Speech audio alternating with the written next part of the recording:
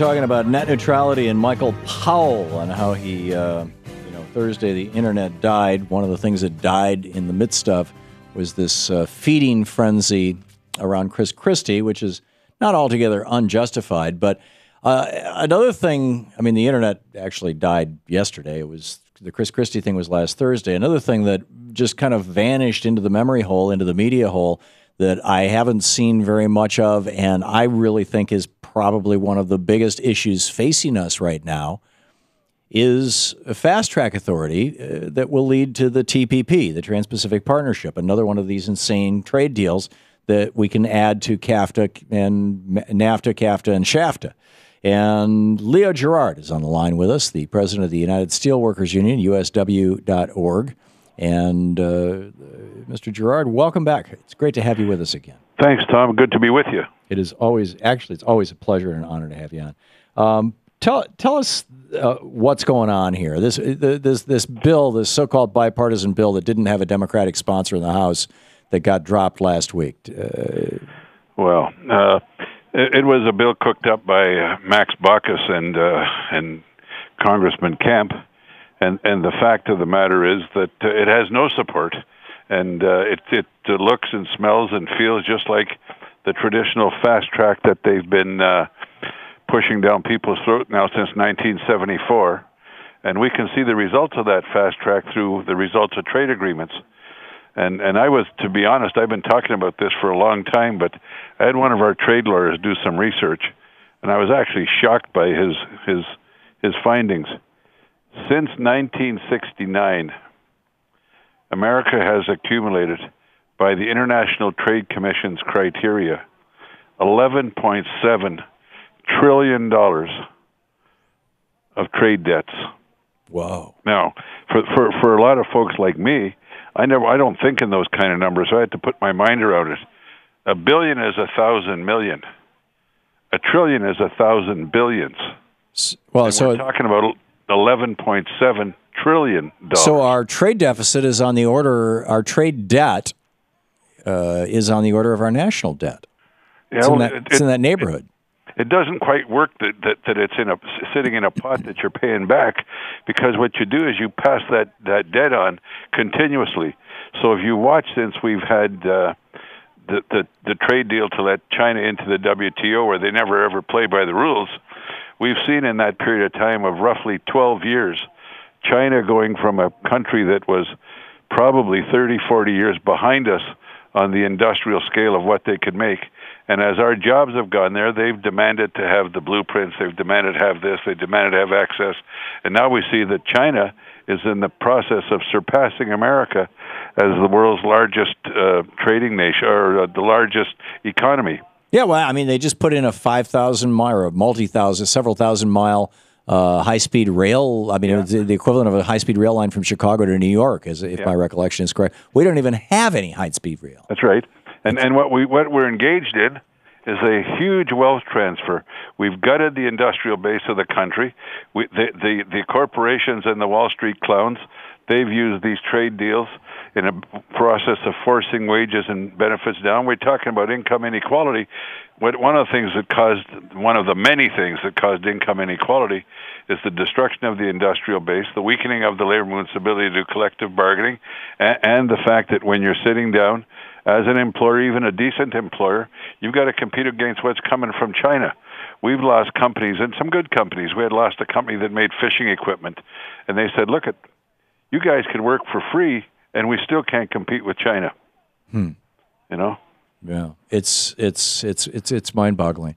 So most people don't realize that this, quote, bipartisan trade legislation is actually fast track, because fast track is not part of its name. And I think most people don't realize that if fast track gets passed, basically what it does is it strips Congress of its constitutional powers to debate. It limits debate to 20 hours. It strips Congress of its constitutional limits to debate and to amend a trade deal, which really should be considered a treaty and exclusively dealt with by the Senate, but it's not for some bizarre reason. And go ahead. Sorry, go ahead. No, I was going to say they're slick with names. They've changed it from Fast Track to Trade Promotion Authority, but the Trade Promotion Authority Fast Track that Senator Baucus dropped is the exact, basically same thing as what we've had to deal with since 1974. And there's a number of progressives in the Senate, led by Sherrod Brown and Bob Casey and folks in that regard that are on the Senate Finance Committee, that are working with people like Mike Michaud in the House to try and come up with a new trade promotion deal that says these are the things that they have to meet before you can give them the trade deals, like currency manipulation, state-owned enterprises, enforceable occupational health and safety standards, enforceable labor rights, those kind of things. We don't want to end up, I'm not against trade. I'm just against the kind of trade that keeps costing us our jobs and our standard of living. Well, I don't know why we just don't go back to tariffs. Yeah, we should. I mean, it just, it worked for 200 years in this country. And frankly, China, Japan, South Korea, Germany, they're all using VAT taxes as effective tariffs. Yeah. And the thing is that, I don't want to end up being a name dropper, so I won't use names. I had a meeting with one of the members of the administration, and we pushed them, as you reported on, about off-the-road tires, about China cheating on tires, and the president mentioned it during the campaign. Well, those tariffs have now worn off, and Chinese tires are flooding the market again. Oh. So we've said to the administration, to some people, that you got to go and bring this back, WTO. We got to do this again. Well, one of the problems is in the Republican advanced budget and in the sequestration, they got their budget cut by 20%. China, Korea, Japan aren't dumb. We file a trade case against China as an example. They'll come back and file 2, 3, 4 cases against us, even if they're frivolous.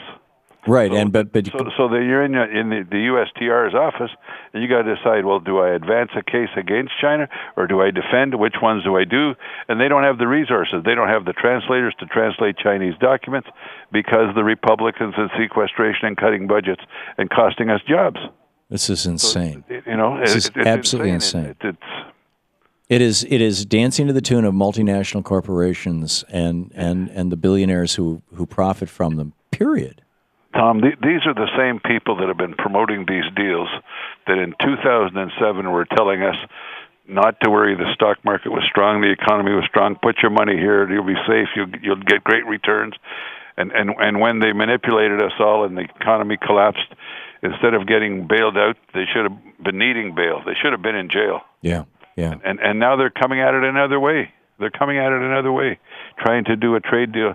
And look at those workers in Vietnam and in Burma and in Indonesia. They need jobs too. I'm not mad at them, but the fact of the matter is, don't tell me that I have to compete with a worker that's working in an assembly plant making auto parts for the auto industry in Vietnam that's going to go to China, that's going to make other auto parts that will then go to Japan and will then get exported from Japan as a Japanese car, because all they have to have is 35% domestic content, or Korea. Yeah. So all of that stuff that could get made in China and in Vietnam and in Burma and Indonesia as part of the TPP can then get put in a car in Korea, and it'll come from Korea because it has at least 35% domestic content. What's that going to do to our auto parts industry? What's that going to do to our auto industry that we saved? It's going to wipe it out.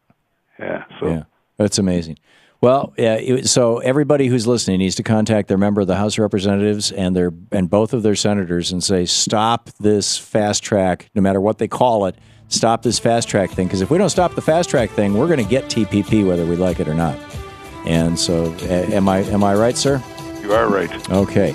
Leo Gerard, president of the United Steelworkers, USW.org. Leo, it's great having you with us. Thank you. The door is always open here on this show to you. Keep up the great work. Thank you. You too, sir. Great talking with you. We will be right back.